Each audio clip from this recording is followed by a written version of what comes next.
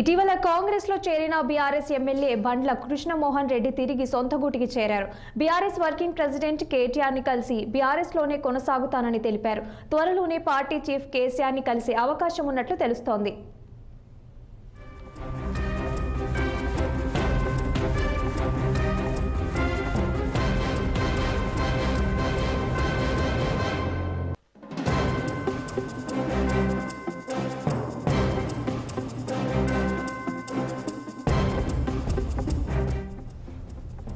ఇటీవల కాంగ్రెస్ లో చేరిన బీఆర్ఎస్ ఎమ్మెల్యే బండ్ల కృష్ణమోహన్ రెడ్డి తిరిగి సొంత గూటికి చేరారు.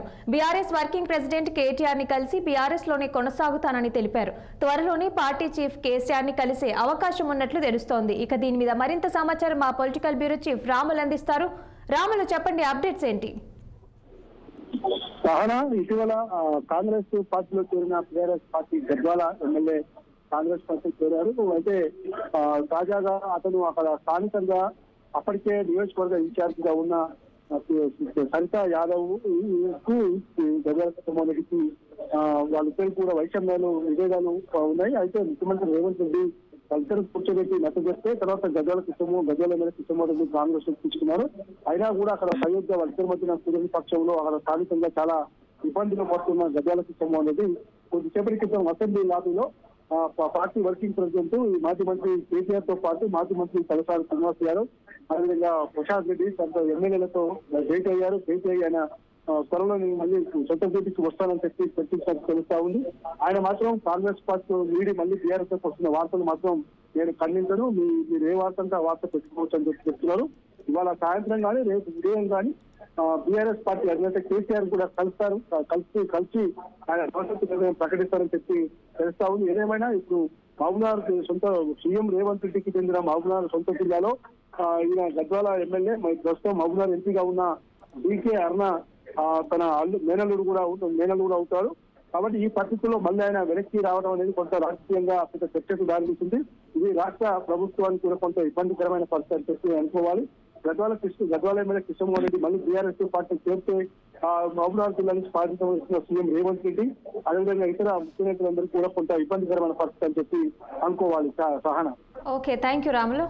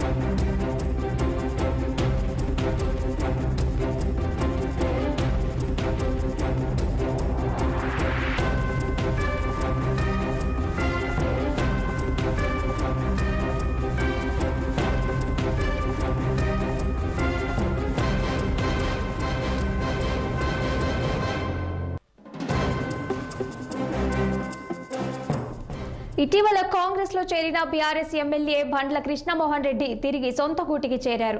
బీఆర్ఎస్ వర్కింగ్ ప్రెసిడెంట్ కేటీఆర్ ని కలిసి బీఆర్ఎస్ లోనే కొనసాగుతానని తెలిపారు. త్వరలోనే పార్టీ చీఫ్ కేసీఆర్ ని కలిసే అవకాశం ఉన్నట్లు తెలుస్తోంది.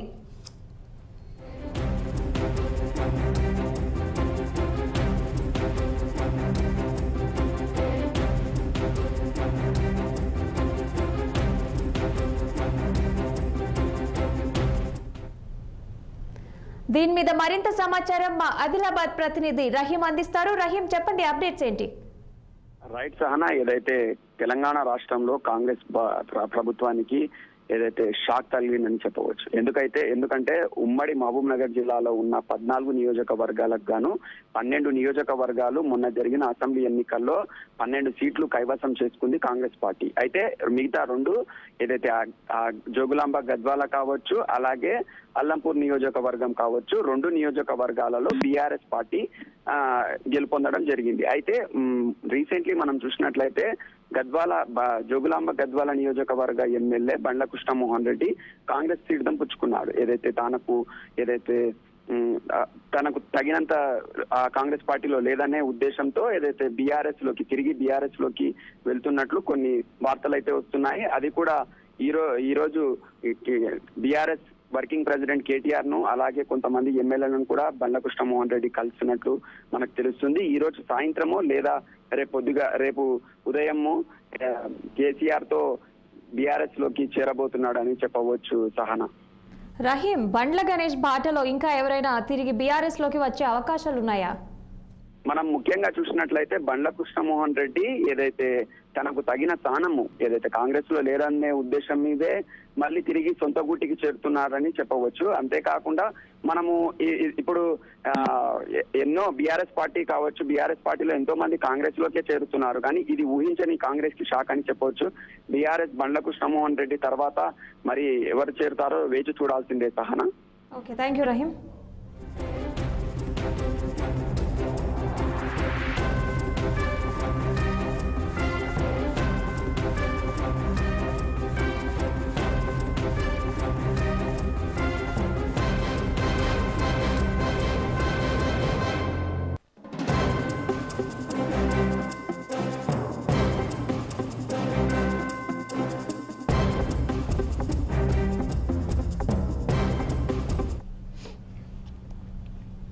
రంగారెడ్డి జిల్లా అత్తాపూర్లోని